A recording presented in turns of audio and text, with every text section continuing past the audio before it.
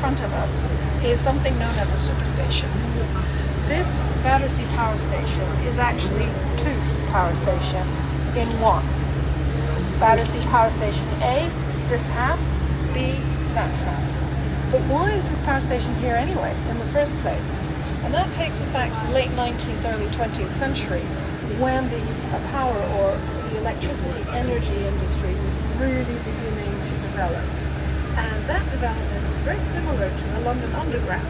It was private enterprise. So you would have power stations of different sizes, different capacity, different quality of delivery. It was becoming increasingly messy. And the issue was to try and sort this out, both through local authorities, Parliament, and the private owners of these various power stations. And here, on this stretch of the river, were 10 of these privately owned power stations. And in 1925, they came together and they formed the London Power Company. Now, at that time, this story about what to do with sorting out the energy industry had become a discussion about a national grid system, but also this new idea of a superstation. And London Power Company owned Deptford West, which had been built in 1889, and they redeveloped that into a superstation. Ditto Willesden further that way, and then they had to find somewhere for a new superstation that could feed central and west London. And lo and behold, the site here was a disused waterworks company. It had been the Southwark and Vauxhall Waterworks Company since 1845, and the filter pools and reservoirs, they were still here but doing nothing. It had been decommissioned in 1906 and had twiddled its thumbs ever since, but it was a 15-acre site right on a small promontory of the river, perfect, facing Chelsea, Pimlico, etc. Wonderful. There was, however, one issue. Well, there were two. But one of the issues was this is a coal-fired power station. Coal had been debated in Parliament since 1819 with regard to health issues and coal soot destroying buildings, etc., etc., etc. So that had to be resolved. I'll tell you how that was resolved when we're on the other side of the building. But let's just say that resolving that issue was pertinent to gaining building permission. So, London Power Company gave the remit to the chief engineer to get this built. So we didn't talk about any architect to come in and build and design this power station. It was designed by the chief engineer and his team. However, his name was Leonard Pearce. He recognized that he would need support from an architect. So he asked someone he knew in Manchester to come to London with his team, and this chap's name was Theo Halliday. Now, some of you might know that attached to this power station is this glittering name of Giles Gilbert Scott, who designed the London phone box in 1924, Liverpool Cathedral around the same time, and after the war, the House of Commons that we all know and love today. Or not, whatever you choose. And so he was established, he was famous, he had his name up in lights, there was lots of glittering everything about him. He was attached to this build for one reason, and that was that the local community and those who had to look at this building from across the water were up in arms about this potential blot on the landscape. Having a power station in your face wasn't exactly what people wanted. And so everyone from the King, George V, down to the local man in the street were up in arms, and there was lots of discussion in the media about all of this. So the chairman of the London Power Company, a very well-connected chap called Sir Francis Fladgate, he had a little conversation with Giles Gilbert Scott, and Giles Gilbert Scott joined the team as consultant. Now, I'm not going to be talking much about him because it's Theo Halliday and his work that we're going to be looking at, particularly in Turbine Hall A. And he really deserves to be a little bit further up towards the Fabulous Lights story than just Gilbert Scott. So I will focus more on him. At any rate, they began building Power Station A, and That was in 1929 in the spring. It was operable already by 1933, and it was that half of the building we see today. 2 chimneys, south and north, a boiler house, a turbine hall, a switch house, and various auxiliary buildings that were required. That was it. Power Station B was started in 1937. So between 29 and 37, this is all that exists on this site, okay? Then when they began building in 37, the idea had been that the team that had done A would simply segue into B. But then the war turns up. And sadly, Theo Halliday had died unexpectedly in 32, so he didn't even see his baby here finished. And when the war turns up, all kinds of difficulties arrive. However, they continue building, and by 1941, we have a sort of power station with 1 chimney. And this building becomes known as the 3-pin plug by the public. And during the war, it acquires a status as a symbol of the London spirit during the war. It continues to work and to try to at least provide energy to a certain level. Well, then after the war, this building has become famous throughout the UK. And then it becomes famous throughout the world some years later, in January 1977. Pink Floyd. Any ideas? Pink Floyd. Pink Floyd. Pink Floyd. That pig called Algie that was supposedly secured between 2 chimneys and then ends up going walkabout to a farmer's field down in Kent and scares the cows, which wasn't popular. That event of that picture of that pink pig between the 2 chimneys, well, that was put on Pink Floyd's Animals album. And the whole thing went, as we would say today, viral. And this became a world phenomenon and icon. Very famous. Now, by 1977, Power Station A had been decommissioned 2 years before. We need to think about technology. And the one thing, sadly, that war does is really speed up technological advances, because necessity is the mother of invention. And that was increasingly outdated, no matter how innovative Leonard Pearce and his team had been. That then is decommissioned in 1983, because by this time you have nuclear power stations, you have oil-fired power stations, and so on and so forth. And this one has become a bit of a white elephant. And so in 1983, it shuts down for good. And then what? So let's go inside and we'll pick up the story from there at the next stall.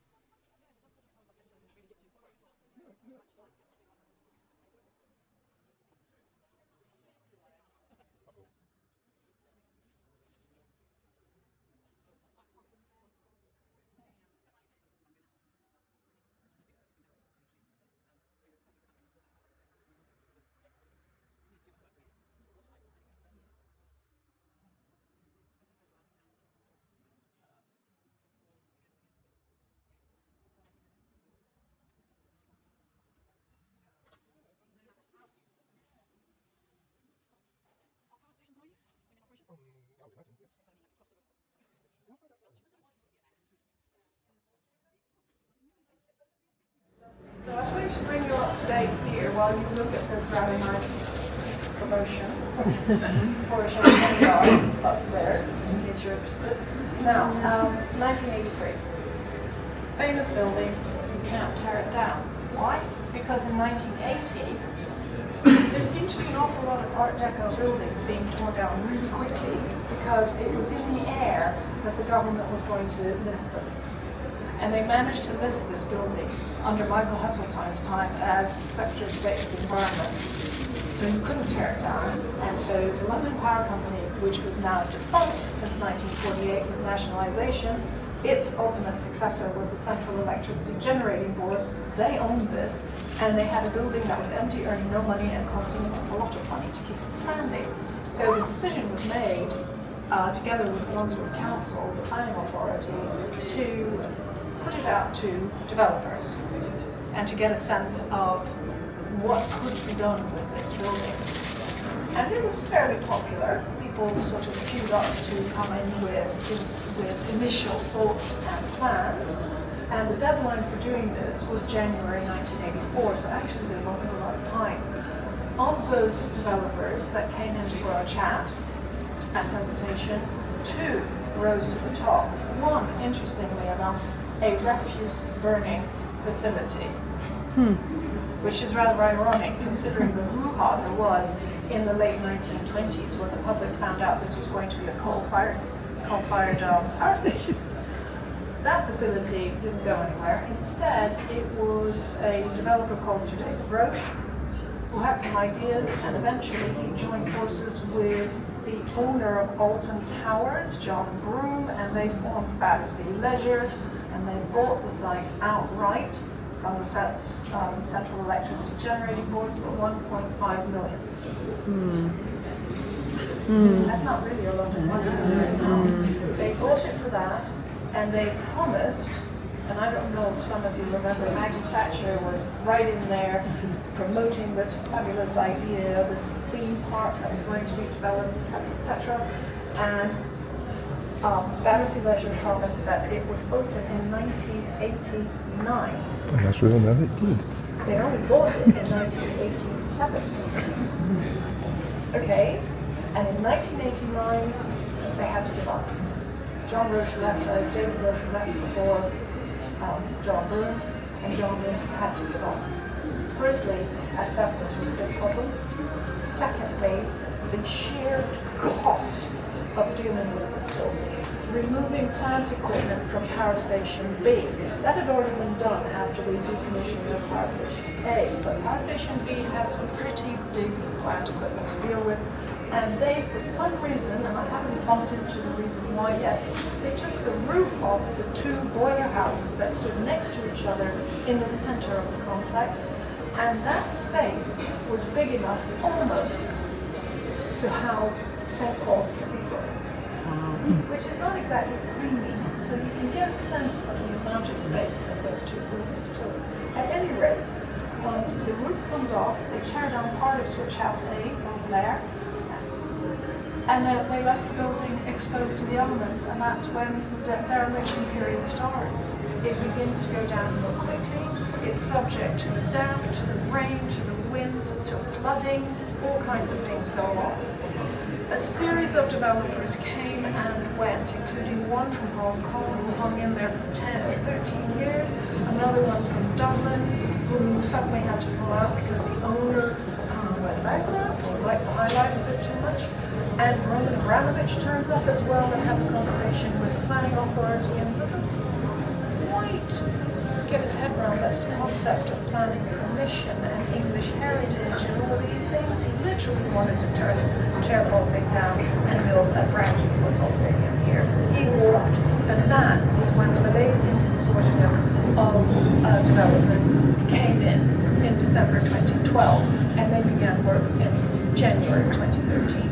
They bought the site outright for £400 million. Remember, there's an awful lot of debt attached to this building as immediate surroundings, and they began work in January.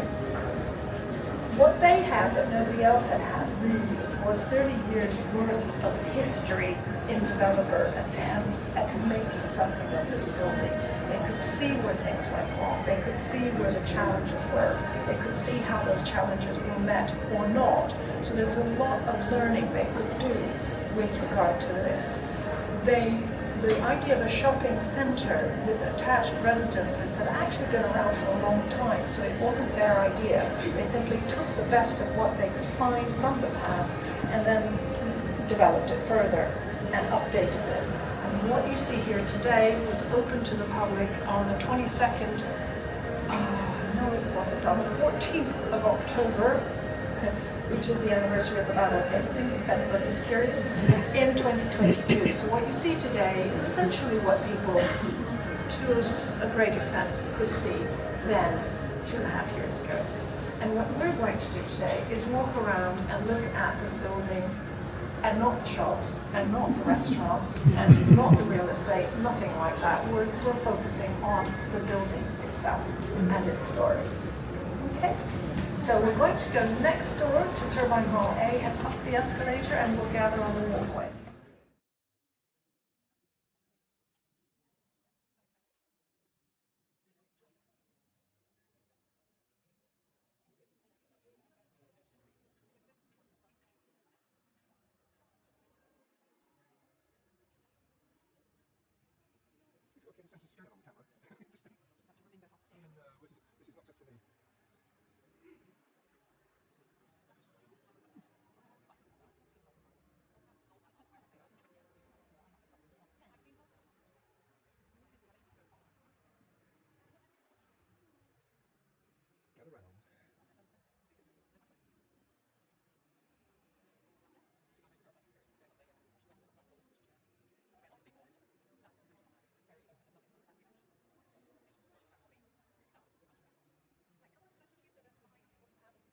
So here we are in Turbine Hall A, Power Station A.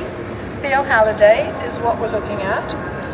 And if we think about the late 1920s, what is the style? Art Deco, which hit the headlines in 1925. There was an exhibition in Paris called Exposition des Arts Décoratifs, hence Art Deco. And it was a smash hit. It was just everywhere, in everything. It could be ceramics, it could be glass, it could be clothing, textile design, interiors, buildings, cars, airplanes, you name it. The Art Deco took over. And this is what we're looking at. However, if you really look carefully at the walls here and how they have been put together, what are we actually looking at? Look at those piers that stick out, those square piers that stick out. They've been fluted. And then you have a little grey slip of a line, and then you have something that could be a capital. And then you have this rusty running rail, which the gantry that's attached at the other end of the hall would move back and forth on, picking things up, moving things around. And then above that, you have a roof structure. And in the center, you have a triangle that opens to the sky through the glass. This is an ancient Greek temple that we're looking at. And who lives up in the sky but Zeus, the father of the gods, with his lightning bolt? Electricity. So this is Theo Halliday's work of transforming this factory that makes electricity into something even more. It was actually talked about in the 1930s in the media as a temple of power, or even a cathedral of power. And so that's what we're looking at in here. And the flooring down at the bottom was terrazzo. The railing, which all of this is new, but the railing took its cue from that balcony handrail. Do you see the pattern beneath the brass handrail? That's the meander pattern, which goes back 2,500 years or so. And it's being used here in a power station. And the rails that went round the 3 massive turbine generators down there were also very carefully designed and very much a part of that design approach up there. So every single detail was thought through, and it was quality, quality, quality all the way. This Power Station A was the precursor to what would happen next. As they were thinking in the late 20s and early 30s, they would simply segue to the next power station once this was settled and everything had been sorted. They could take a little bit of a breather and then move on in the same sort of way. Except, as you will see later on, that didn't happen. So this was their showcase, this was their baby, this was their pride and joy. It cost £2 million to build Power Station A in the late 20s, early 30s, which translates into 28 million today. And I don't think 28 million would go anywhere near building something like this today. At any rate, those turbo generators, they were down here, And if when you look down, you can see dark bricks in the floor, and they show you the footprint of those turbine generators. The building, this building could produce 243 megawatts of electricity, and it was totally dependent, of course, on the river for providing the steam to actually make the electricity. And up there between two windows, you see a man sitting, and I think it's a man, maybe it's a woman, sitting and working at her desk. And that gauge shows you how much water is left in the tanks. Now the engineers that are very busy controlling all of this are up there in control room A. And look at all the windows they have and the balconies. They can look out wherever they are in control room A, and they can see this gauge and the one further along. And should there be a problem, i.e. too little water, they can take the phone and call the chap who operates the pump to open the intakes and get the water in to the boiler house. Okay?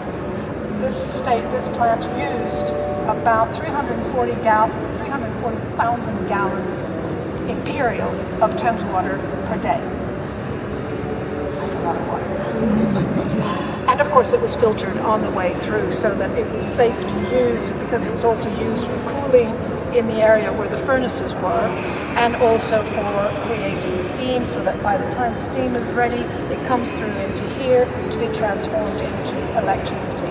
Now I don't have photographs to show you of Turbine Hall A, but if anybody is curious, there's a fabulous article in a magazine called The Wonders of World Engineering.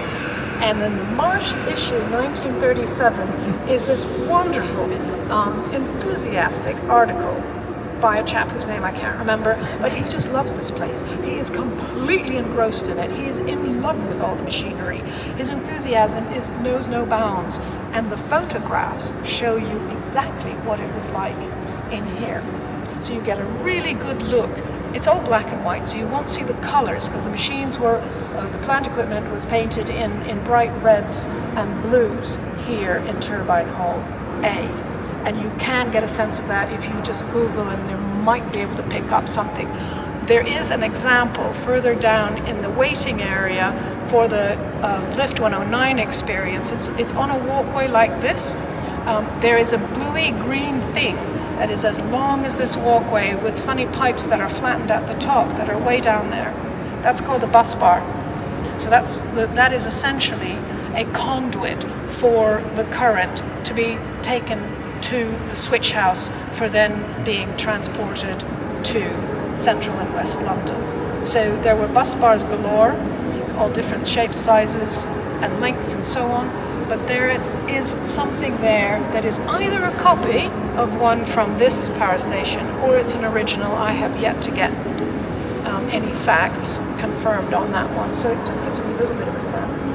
Otherwise, just Google that article, and if you're curious about what it looked like here during its dereliction period, you can find tons of photographs on the internet just to get a sense of the enormity of the problem here that was faced by various developers. Okay, so shall we carry on?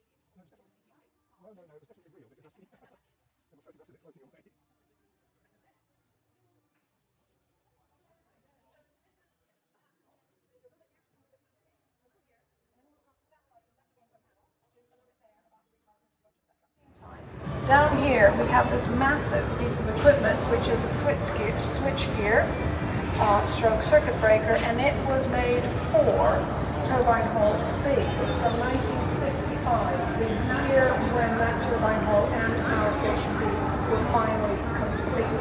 I mentioned earlier that there were only 3 chimneys, and it made this building known as the 3-pin plug. Remember me saying that? Okay. Well, the final chimney, which is at the other end on the southeast corner, that was finished in 1955, which gives this building the look that we're all used to today. At any rate, this would have lived in a switch house, and they would have switch gears and circuit breakers on various floors and other ancillary equipment in the switch house right next door to the turbine hall. And the whole point of a switchgear is to transmit the electricity through to the substations in central and west London in this case. And that electricity went through in 66,000 volts cables carrying 66,000 volts or 33,000 volts. And those cables went through an enormous tunnel under the Thames, so huge you could drive lorries around in it.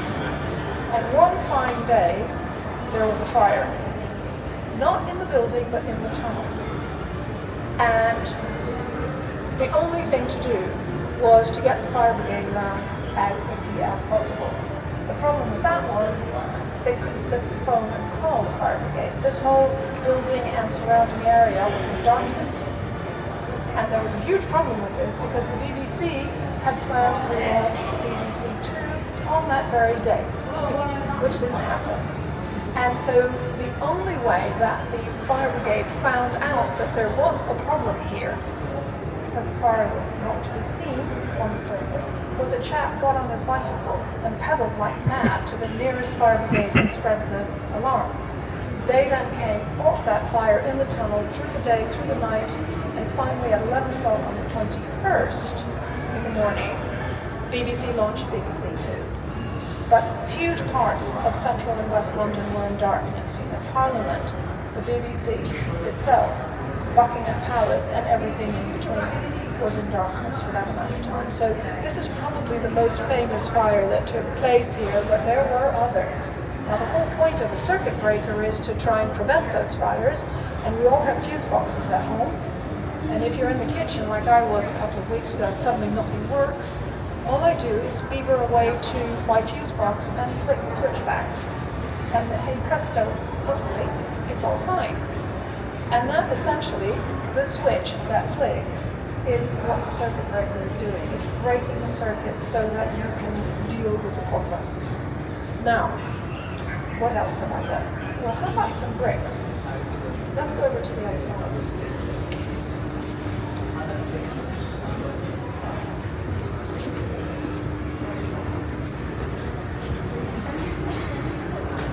Okay, everybody.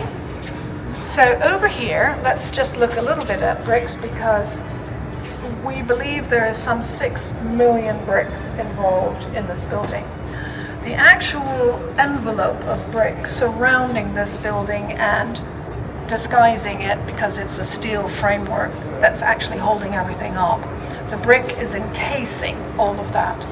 The brick for Power Station A was chosen by Sir Giles Gilbert Scott. He happened to know a chap who was first cousin to Winston Churchill, by the way, a World War I hero, retired army captain, etc., who just happened to own a brick manufactory.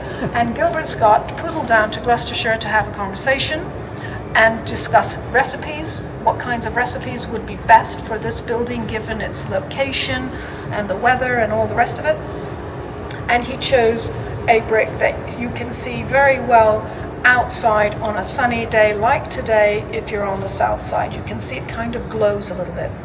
And so he chose that. With the redevelopment, there was a very, very strong, almost like an order from the planning authorities and English Heritage, which is now known as Historic England, that the integrity of this building as Battersea Power Station must be retained at all costs. Now that's why you have the ghost of a staircase here on the left wall. That's why you've got some rather lovely yellowy, greeny, watery tiles up there. I think many of you will know that that's a washroom once upon a time. All these kinds of things have been left in the building to make sure that its true nature is still with us, and that in some sort of weird and wonderful way, we're still walking through the history of this building. So, the brick. Well, you can see it here, because part of the redevelopment was all about making sure that we could see this.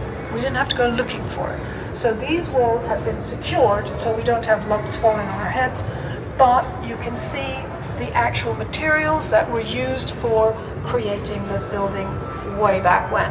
Now, Power Station B has a different brick because it's a later power station, and it was an industrially produced brick by a company called Blockley in Telford. So that's over there. They needed about 400,000 of those industrially produced bricks for the renovation work for Power Station B. They needed 1.3 million from the Gloucestershire manufactory. Handmade, hand-formed bricks. Now, when they began this redevelopment, and for quite some time, there was no awareness. Nobody knew that those two brick manufacturers still existed. And it was by happenstance on both fronts that they found out about this, and so could go to the source for original materials. And the same is true of the tiles that you may have noticed in Turbine Hall A that covered those fluted piers and the flat walls. Those tiles, the manufacturer still exists, and so they could go to them for any replacement tiles that were required. You may have noticed that some of the tiles are cracked, bits have come off, particularly those on the floor, the dado that's in black tile, but they've just been left to, again, give you that sense of the building's stratum, if you will, of history. Okay? So, on every single level in the redevelopment of this building, you had some strict regulations that had to be followed, and you always had Wandsworth Council and Historic England breathing down your necks. It's pretty hard work, actually. So, let's go downstairs along that escalator and out front.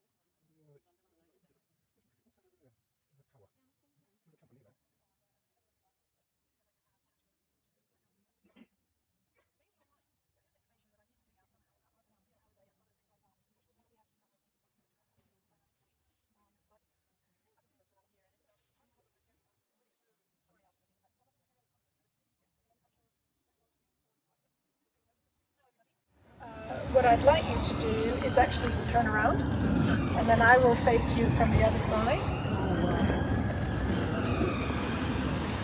So here, I will tell you a little bit about Leonard Pearce and how he managed to finagle permission from the local authority to build this in the first place. Remember, it was all about people worrying about coal-fired power stations, the soot in the London miasma, if you will, that went on until into the 60s.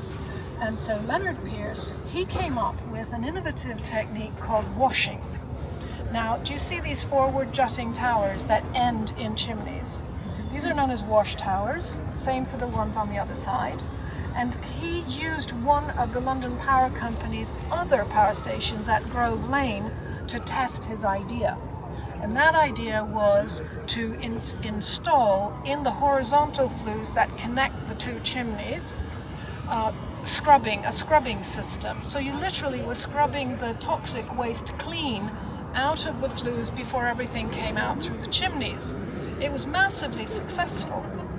And after the power station here was complete, and before they went on to do power station B, they had to prove that it was still working. And they discovered that 90% of the toxic waste did not come out through the chimneys, and everybody was a happy bunny. They got permission for power station B to continue the plans. Yes. Is it noisy when in operation? Sorry? Was it noisy in operation? The power station? Yeah. Yeah, if you were So inside.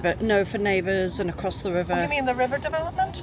Sorry, the redevelopment? No, I just mean for people living near the power station, the ones who didn't want it to be there. Oh, I see. Not necessarily, no. Because if you were in Turbine Hall A, that itself was extremely noisy. But the building was built in such a way that it would muffle and dampen the noise as much as possible. And I think if you go near any power station today, you will know that that's one of the things that they're really keen on doing, is to make it as quiet as possible for the surrounding community. Right. So I have yet to read anything about people being bothered by any noise. But originally there was a lot of black smoke coming out of it, was there? Yeah. Before this Well, washing? The reason why Leonard Pierce had to put this innovative technique of washing into place was to allow it to get the permission from the local authority to actually build this. So he had to prove, by using the power station at Grove Lane, he had to prove it worked. And that's how they got the permission for power station A, and then they had to prove it again, that it was still working properly, before getting permission for that one. Okay, so that's what he did. It was hugely successful, except I think you've all worked out where the toxic waste, which was essentially sulfuric acid, where it went when you use the word wash. The river. And it was essentially the wildlife was killed pretty much. And there's a story about people who worked here in 1974 when the washing technique was switched off. And men said that they could actually go out into the river along the beach at low tide, and they could go fishing for eel and dace and all sorts of things to eat. But they couldn't have done that previously because of all the toxic waste going into the river. For Leonard Pierce, he died in 1947. He never knew that this fantastic, innovative technique that had given them permission to build this iconic building didn't work properly. In fact, it had a worse result than intended. Now, we also have Giles Gilbert Scott's work, which was all about developing or treating the surface of the building to make it rise, give it lift.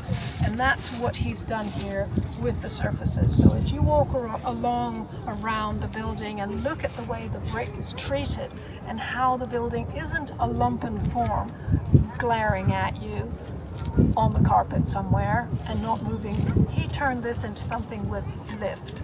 And it goes all the way up through the chimneys, which, by the way, are not his design. Those were actually Leonard Pierce's engineering team's design, which Giles Gilbert Scott ended up having to keep. He tried to change the towers, but they weren't very popular. And essentially, these chimneys actually do give them a lightness and a lift.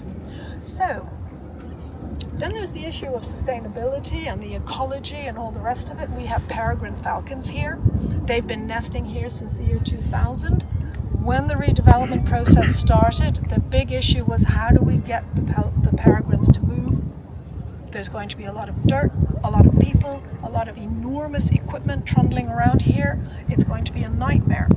And those birds, what would we do with them? So they took a crane, put a nesting platform on the crane, and moved it way over there. Now the rocket paddle didn't exist at the time, so there was plenty of space to park a crane way down there, and the birds essentially fled.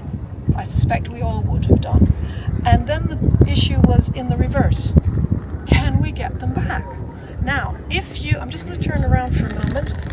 If you look at this watchtower, the central section, let your eyes go all the way up towards the top, and on the left side is a nesting platform, and I think there's a bird sitting there. Yes. Yes. That's only the second time I've seen one. Yes, there's a peregrine up there, and that's where they live. They came back, which is lovely. We have another endangered bird species, the black redstart, lives here, but we have 95 bird species living in this area. With regard to the ecology, it's originally marshland, as in all the ecology along the river. And Andy Sturgeon, the Chelsea Flower Show gold medalist, he was brought in to design the landscaping, i.e. the planting system, with the landscapers. And he had all the self-seeding plants recorded, and he used that as the starting point for his designs in terms of the kinds of plants that he would be using down here. He also designed the rooftop gardens on top of the residences, which are the old switch houses. Beautiful rooftop gardens. I can't show them to you, but if you Google them, you'll see fabulous photographs. Okay? So there's been a lot of paying attention to these other types of issues here as well. Now I'm going to take you inside and we're going to visit Turbine Hall B. Yes. Big fuss about the residents seeing this enormous power station. What about all the coaling functions, which were really... Oh yes, I'm glad you reminded me. For some reason I got carried away with Leonard Pierce. So, the coaling jetty, I'll go back over. The coaling jetty is where you see the picnic tables. Thank you so much for reminding me. That was ridiculous, actually. Sorry. Picnic tables, planters, and so on, where we can all go and sit and watch the world go by, have something to eat or drink, whatever. The coaling jetty is about 145 meters long. At the far end, eastwards, at low tide, you can see the intakes. They're still there. You have to just look down, and there they all are. Now, the coaling jetty was there because they had flat-bottomed ships coming in to deliver the coal from South Wales and Northeast England during the time of the London Power Company. And the actual jetty had huge cranes with grabbers to unload the coal either into tipper wagons that would then take the coal to the conveyor belts that would take the coal up to the coal holes, or into the coal store, which is what we've been walking on.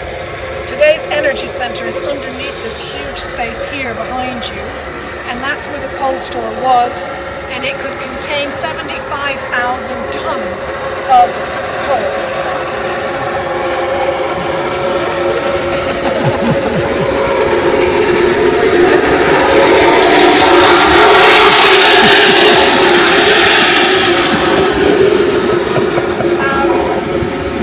About 10,000 tons of coal per week, so there was a steady supply coming in mainly by river. Eventually they also got coal from Rotterdam all over Europe, and it would be brought by ship from there as well, especially after Power Station B was completed. So the coal, what was that? It was slack. So Leonard Pierce was trying on all fronts to make it as unpolluting as possible, which is why the truth of the matter is so sad. Anyway, can I go in there now?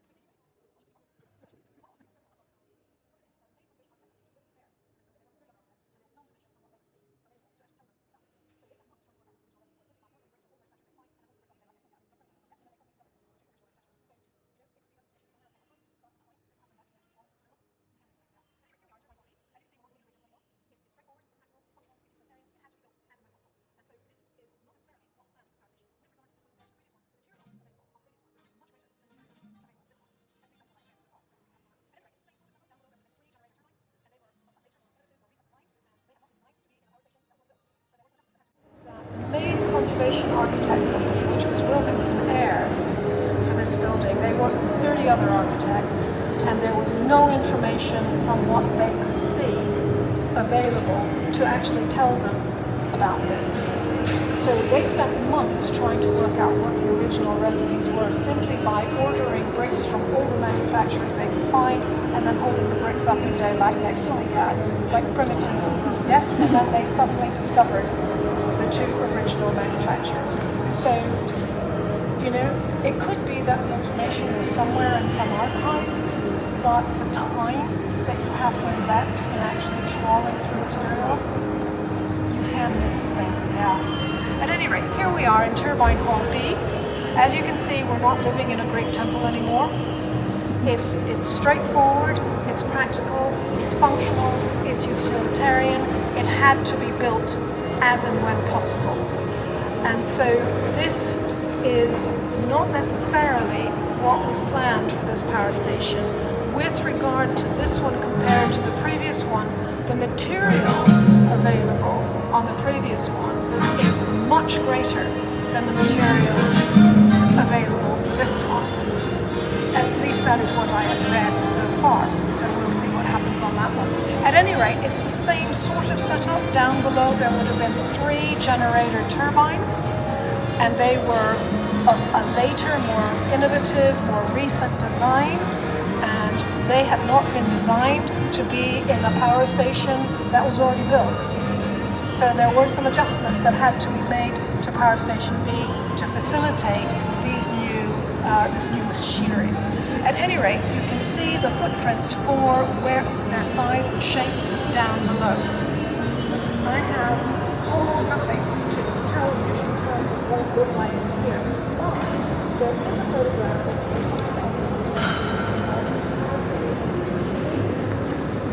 October 1978. The photo will come up, you'll see it. It was the day after a fire broke out in here, and it took out one of the generator turbines. And with that, the power of this power station began to decline quite massively. Now, at its height, when the two power stations worked together in the second half of the 50s up until around 1967, when things became a bit wobbly, 1,000 people worked here.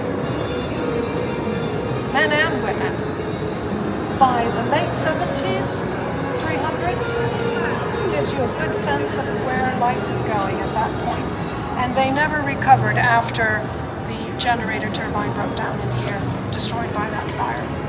Okay, so what have we got? We have shops, we have the gantry, there's one there, there's one up here. These are original to the time of this space as a power station. The big box that hangs down there is used for promotional purposes. It can go up and down and sideways, but the gantry is fixed, it goes nowhere. Okay? You can also see through the windows across from us that there are lofty Australian tree ferns and things, and there is a bus bar that's been incorporated into the design in the window just across from us. So that's playing the role of a piece of sculpture. And then we have the bar, which I'm still working on in terms of how it was used or not. There are conflicting stories. Again, there was also another control room further along, which I don't know where it is. But we'll deal with this as a control room because apparently it was and then it wasn't, but forget that. We can see here that the control banks that were used here in Turbine Hall B, we have the control desk, a big sort of steel crescent. We have above the short staircases on either side steel desks from the time of the power station, and even the original clocking in mechanisms that sit on the desks.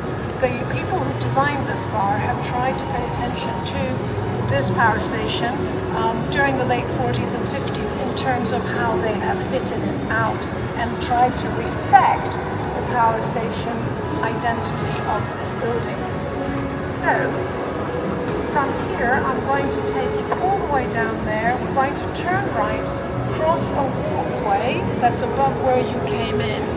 And as we walk across the walkway, have a look on the actual side wall. There is a very elegant engineering solution to how to support that wall and make it part of the load equation support system for that entire space. It's called a bowstring truss. And it's not in your face, and that's the whole point of that particular piece of equipment. I'm not stopping there. We're going to go straight to control room A now. Okay?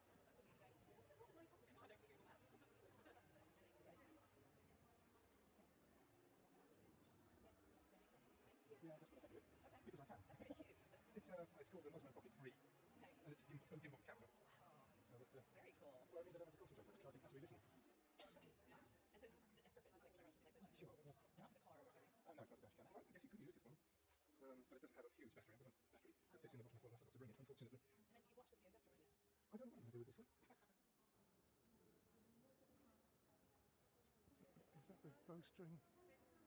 Is that the truss up there?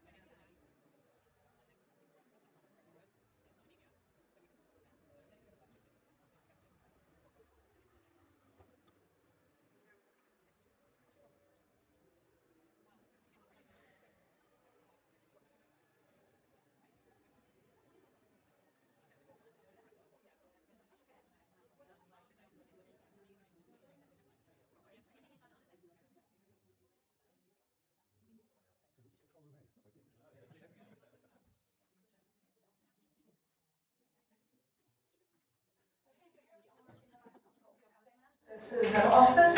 Above us is another one just like it.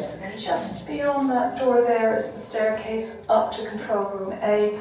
We'll be going there in just a minute.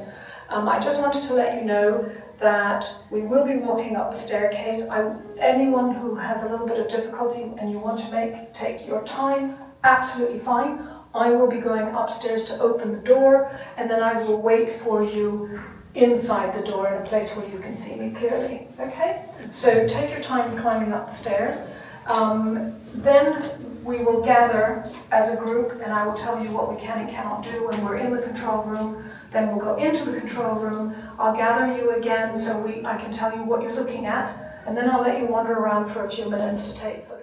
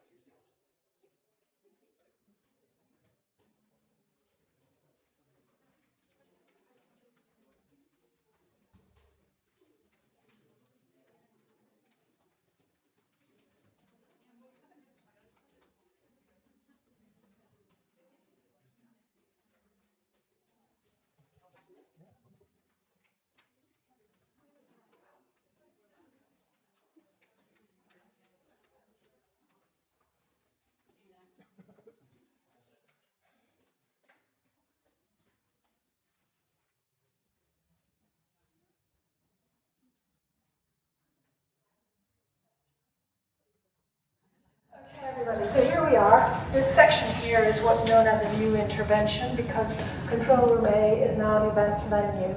So this is a space for guests to gather, maybe have a glass of champagne, that's the bar over there, before they are called into control room A for whatever the event might be.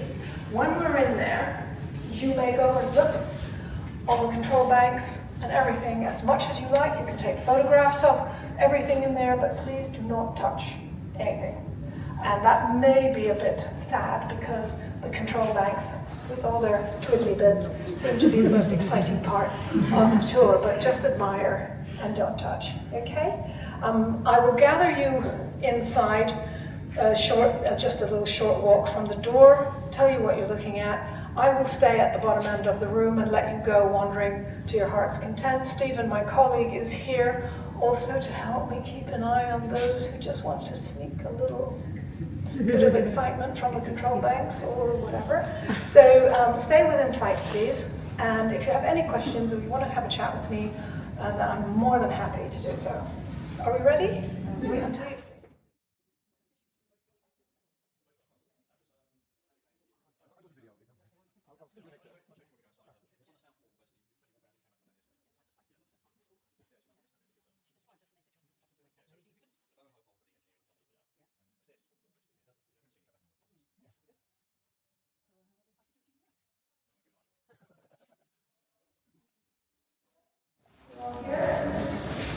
Okay, so we're in control room A.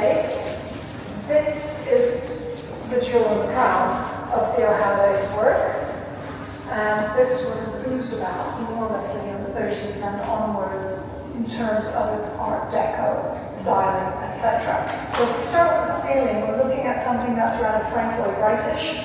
Theo Halliday was quite keen on Frank Lloyd Wright. So this coffered ceiling here is mainly intact.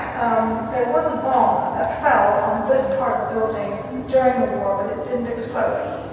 So it was the weight and the reverberations that caused damage, and if anybody wants to see what it looked like in here, afterwards there was lots of dust and all sorts, and the control banks were leaning, like the leaning tower of Pisa. What was interesting is that none of these coffered lights were damaged.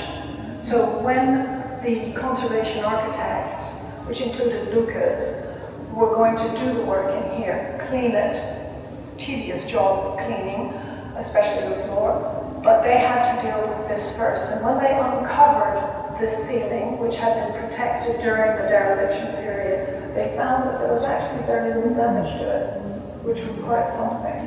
It was mainly a cleaning job. And then, of course, the floor itself needed a lot of attention and cleaning. It's recently been revarnished because the floor needs to be protected. With events, you cannot come here as a guest and wear stilettos or steel-capped boots or anything like that. So you have to be careful of the interior. Now, the control banks have also been conserved, but as you can see, they haven't been restored the way people did previously, so they've been left intact as much as possible. This hieroglyphic sort of thing up here is called a mimic diagram, and each section represents a section of bus bar through which the current is traveling.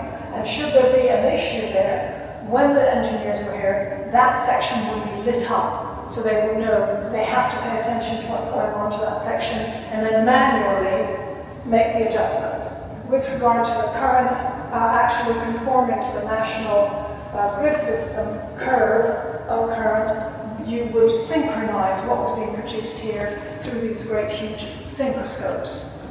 And all of this is done brain and hand. There's no computers running this power station for a long time. I'm not quite sure when they began installing computers, but it was the people who worked here as engineers. There would be 3 engineers on a rota basis every day, and they would work in silence. Those windows, the original ones, were triple glazed to prevent the noise of the turbine hall coming in here and disrupting concentration. They also would have engineering telegraphs that they could insert. You just unscrew these brass plates and you can install a telegraph or used to communicate to various parts of the turbine hall, etc. You had banks of telephones, and each operator by each machine would have a telephone in case there was something that had to be discussed or sorted. The walls here are not covered in tiles, they're covered in real marble.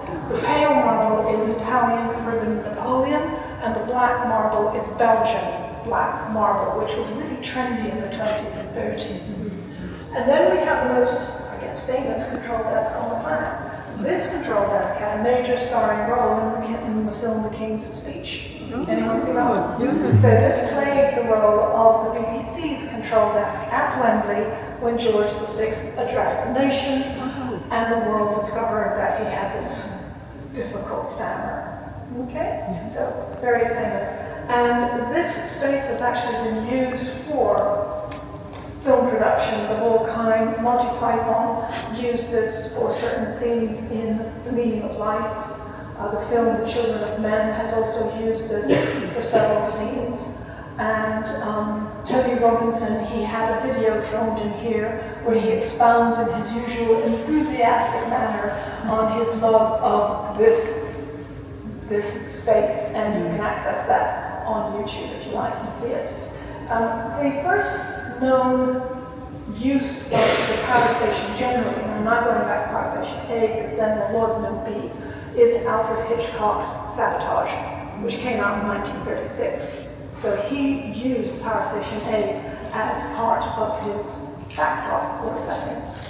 So it's been popular ever since, and during the dereliction period, it's been a venue for concerts, for bungee jumping, off cranes on the loading coaling jetty.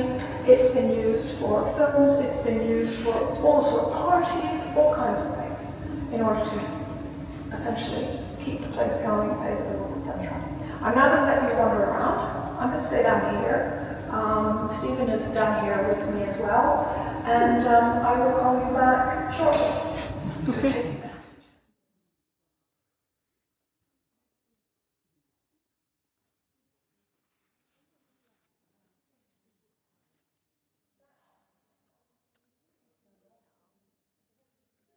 Your home base. This is where you got your power.